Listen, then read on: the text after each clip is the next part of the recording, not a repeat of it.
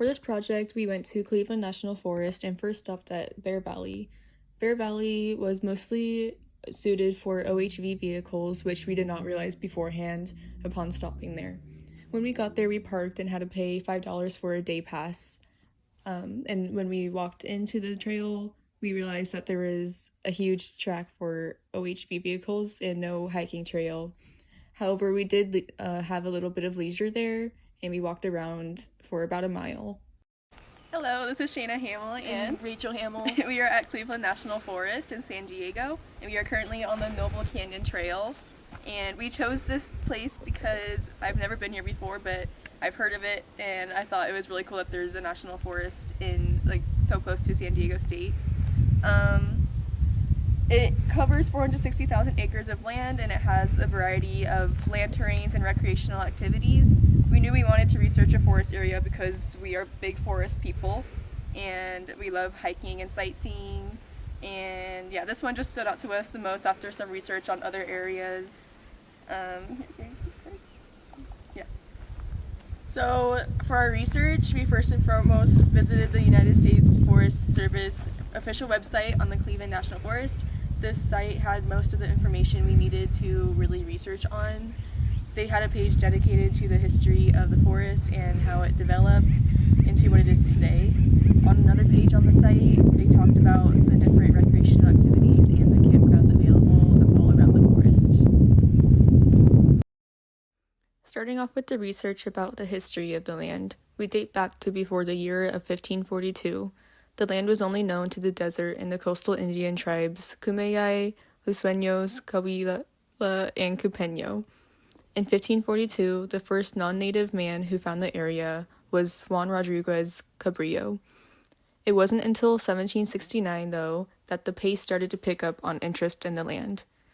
Spain feared interference from England and Russia, so they had Junipero Serra establish the first of the 21 missions in California.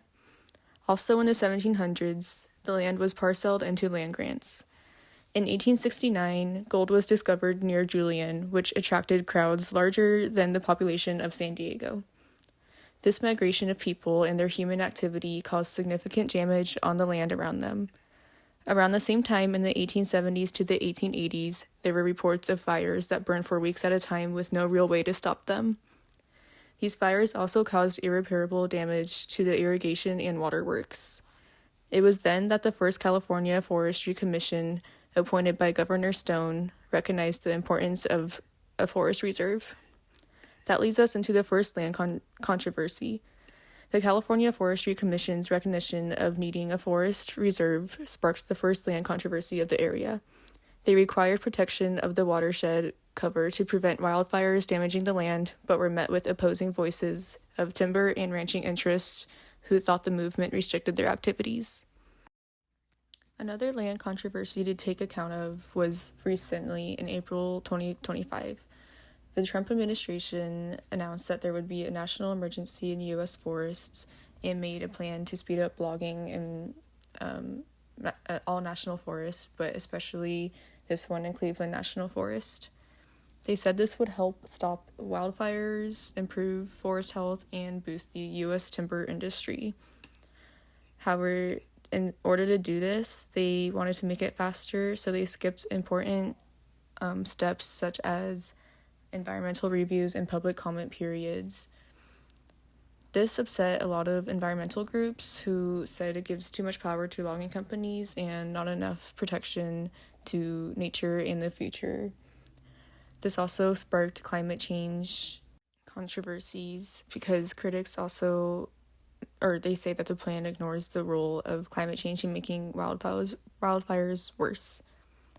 This move is part of a big shift in how the government is handling the public land, and it focuses more on using resources and less on protecting our environment and wilderness. Now heading into the land management approaches via agencies' planning documents, the revised land management plan, in parentheses forest plan, for the Cleveland National Forest describes the strategic direction at the broad program level for managing the land and its resources over the next 10 to 15 years. The strategic direction was developed by an interdisciplinary planning team working with forest staff using extensive public involvement and the best science available. Caltrans, which is the California Department of Transportation, continues to perform highway widening work on the SR 74 Ortega Highway with periodic nightly closures. They manage more than 50,000 miles of California and federal highways. This activity will limit access to many Trabuco Ranger District trails, campgrounds, and picnic areas. The landscape is unique compared to other wilderness areas because the Cleveland National Forest was the site of the 2003 Cedar Fire, which was the largest wildland fire in California history. This fire started when a lost hunter lit a fire to signal for help, but it quickly spread to 62,000 acres. There are many recreation opportunities available in the Cleveland National Forest. The Cleveland National Forest has a total of 262 trails with various kinds of terrain good for all kinds of physical activity. The trails have an average of 4.2 stars on all trails from almost 100,000 reviews. Starting with biking, there are 5 trails that allow for bikes: Coral Canyon OHV area, Holy Gym / Los Pinos area, Laguna Mountain area, Ortega Highway area, and Silverado Canyon / Maple Springs area. Hiking is a common activity in this forest with over 60 areas dedicated for it. Hiking here is better in the cooler months of fall, winter, and spring. It can get hot in the summer, and it is best to hike in the early mornings. It is important to bring your own water and to not drink from streams or lakes without treating it first, because it can be contaminated by animal waste. It's also important to stay on the trails because poison oak is common off-trail. Ticks are also something to keep in mind, especially during spring and early summer. Bear Valley Trailhead is included in the hiking options, which is the first trail we explored.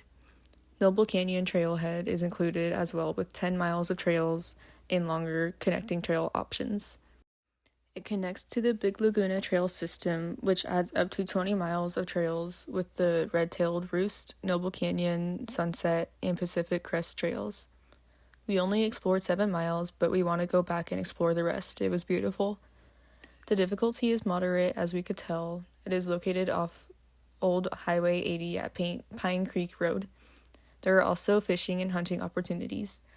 Loveland Reservoir is an area with specific regulations. It's owned and operated by Sweetwater Authority, which is public water agency. This reservoir stores drinking water for more than 175,000 residents of Chula Vista, National City, and Bonita. To protect and preserve water quality in the national habitat, Sweetwater Authority and the USDA Forest Service established a partnership in 1997 to provide public fishing access along a 5-mile portion of the shoreline. Fishing activities at Loveland Reservoir are designed to protect public health and benefit the community. Activities will be monitored by Sweetwater Authority, and fishing access is limited to posted areas within hours of operation. There are currently few locations to fish on the forest grounds. Many areas that do have fish are closely monitored to expand fish populations and encourage natural migration and breeding. As fish populations reach more sustainable numbers, the Cleveland National Forest may once again offer fishing options. Fishing on the Cleveland National Forest is regulated by the California Department of Fish and Game. A current valid California fishing license is required for all people over 16 years of age. Hunting is a seasonal activity, and the rules are simple. Follow the state laws and regulations pertaining to hunting, including seasons, dates, and licensing. Forests and grasslands may place some areas as off-limits to hunting. The only open location for hunting is Orozco Ridge, but the shooting area is closed, though it remains open for other recreational activities. There are over 40 trails that are open to OHVs, off-highway vehicles. Staying on trails designated for OHVs is important because it causes erosion in the ground. There are many observation sites and information centers that can be used for outdoor science and learning opportunities, like Buckman Springs, Garnet, and Henshaw Scenic Vista observation sites, and Laguna Mountain Visitor Information Center. There are around 40 areas and campgrounds open for picnicking, with some campgrounds having over 20 to 60 sites. Forest areas have restrictions on visitor use. The area we went to was open to the public until 4:30 p.m. Every trailhead has a parking area and a bulletin board for rules and restrictions.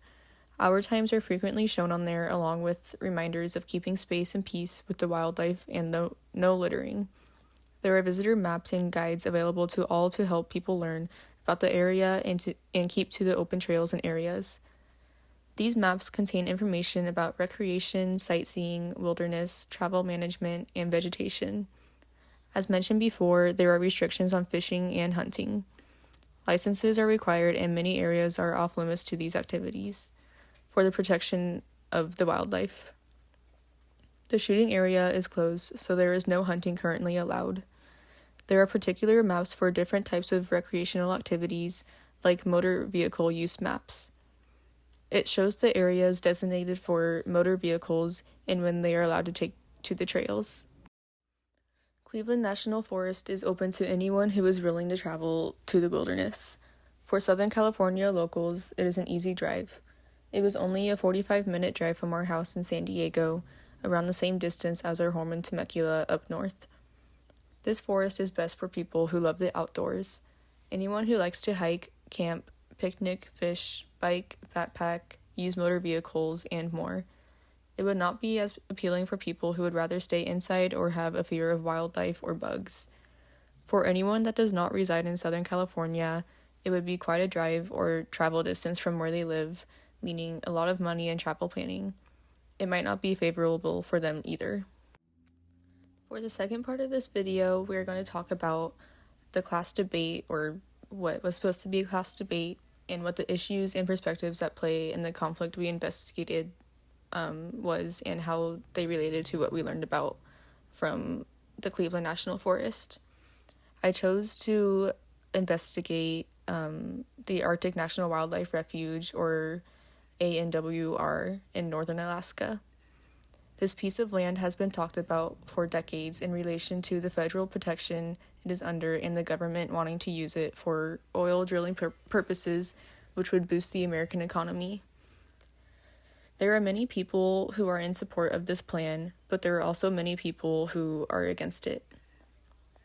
I had the role of researching ConocoPhillips, which was in charge of the Willow Project. This Willow Project was in support of oil drilling in the ANWR and was approved in 2023 by the Biden administration.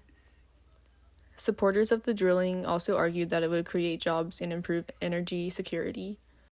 The people against the drilling are mostly environmental groups like the Sierra Club and local indigenous communities. The Bureau of Land Management even estimated that this project could generate 287 million tons of carbon emissions. Other concerns include negative effects on local wildlife like polar bears and caribou with their migrations, and the lifestyles of the indigenous communities such as the Gwich'in tribe. This conflict can relate to the Cleveland National Forest because of the government's insistence on resource extraction in protected wilderness areas. For Cleveland National Forest, this would be what I mentioned earlier in the video, which was the Trump administration declaring an emergency in national forests to begin cutting more trees for timber production. There are similar supporters and non-supporters of the ANWR conflict, and the same reasonings as well, which are economy and the protection of the environment approaches. The stakeholder interests for Cleveland National Forest are similar to the Arctic National Wildlife Refuge. One of the biggest differences, though, is that one of the main stakeholder interests is recreational users. Since recreation is a very large part of the forest, stakeholder interest is high, which isn't as big of an interest in the ANWR. Other stakeholder interests include resource management groups like the Forest Service. Tribal communities also continue to use the land for resources and traditional purposes, which is protected by the Forest Service. The Forest Service does not require an adventure pass from any tribal descendants as they do for anyone else, but it does require them to contact the CNF Tribal Relations Program Manager or the local Ranger District office on how to do so. However, they do need to keep their vehicles within 1 car length of system roads. I believe these stakeholders' interests relate to the ANWR because it involves both government policies and tribal relations. However, the conflict with indigenous tribes in Alaska are far more controversial than the situation in Cleveland National Forest, in my opinion. In our view, we think that the Arctic National Wildlife Reserve conflict can be resolved if the government makes a law to prohibit resource extraction from federally protected wilderness areas. It sounds so simple, but it would take years for the law to even be considered because of how complex the issue is, since there are many perspectives and opinions. For us, resource extraction like oil and gas drilling goes completely against the Wilderness Act, which is all for protecting ecosystems and wildlife. It would help for movements opposing drilling to connect with local tribes like the Gwich'in, who also oppose drilling to join the cause. However, that can become complicated as well because there are other local tribes who support limited resource extraction because it supports them economically. Drawing back to the other large administrations, the Trump administration supports it because they view it as an energy asset, whereas the Biden administration opposes it by emphasizing indigenous rights and climate change policies. There are many people on the fence about it, or who switch back and forth between supporting and opposing. It is up to people who support it to become powerful enough to pass a law that can really set it in place that resource extraction in federally protected areas is prohibited. We think that Cleveland National Forest is living up to the standard of very minimal resource extraction. No timber, oil, or drilling extraction is going on in the forest today. This is not to say that some areas are not interrupted by road maintenance and electric grid upgrades. The San Diego Gas and Electric, or SDGE, have a Master Special Use Permit issued by the U.S. Forest Service to be able to operate electric transmission in the forest. Their actions are done with careful environmental protection measures to minimize ecological impact. We wouldn't say our perspective changed after visiting Cleveland National Forest. When we visited, we mostly explored just one trail. Seeing and experiencing the scenery and wilderness was very similar to many past hikes we've gone on, starting when we were a lot younger. We've learned a lot about wilderness conflicts since then and have a pretty stable stance on where we stand with the issue. Visiting the forest did not change much for us since it felt so similar to where we've been in the past, before we learned anything at all. The only difference is that this is the first real wilderness site we've visited in person. All our past experiences have been areas too small to be considered wilderness, though they were still beautiful. Knowing we were going to the wilderness beforehand made the whole experience feel more real. One perspective that I believe resonated with our view on wilderness and values was John Muir. He strictly believed that wilderness should be preserved and untouched by humans. He advocated for the protection of nature, not for the economic gain, but purely for its own sake. His perspective is similar to the environmentalist side of the controversies with land use in the Arctic National Wildlife Refuge and Cleveland National Forest. However, his views were so extreme that it started to harm native tribes who already lived on the land in the wilderness areas, because it started to push them out. Another perspective from the readings that I think coincides with our research is Aldo Leopold. He was also a preservationist, but more so in the way that he wanted wilderness land to be preserved for the sustainable use of natural resources. He believed all parts of life deserve respect, be that humans, animals, plants, water, anything natural on land. I think his view also relates to the environmentalist side of the controversies, more so than Muir, because most environmentalists take from Leopold's land ethic for how they view wilderness now. Just a disclaimer, we reached out to multiple offices in the forest a few days ago to ask if anyone was available for us to ask questions to, but no one has gotten back to us since. So we were unable to complete that part of the project. We understand points will be taken off for that, but we were able to complete the rest of the project just fine. So we were walking on the trailhead and we came across this in the middle of the trail. and it just brought up a point that we were thinking. It's very important. This is why it's so important to have a limit on visitor use and how they cut down the hours, and is very important also in that regard to have park rangers and not have them be, you know, It's important tired. Yeah. for management It's important. reasons Yeah, that's to they're keep the here. space clean Yes. for the wildlife safety. And I will be picking it up because that's The right thing to do. We have just finished our 7-mile hike on the Noble Canyon Trail, and it was very enlightening to go on a hike in this wilderness while also keeping in mind my personal wilderness values rather than just focusing on a workout. Paying attention to the details around me, like the plants and the wildlife remains, made me appreciate the beauty of wilderness, and being this close to San Diego State was really cool.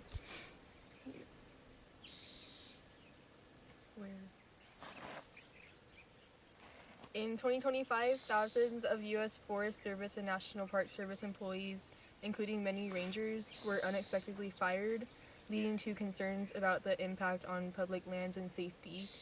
I feel grateful that we're able to experience nature like this so close to home, and we can only hope for the best outcome for the future generations with the protection of wilderness. Thank you.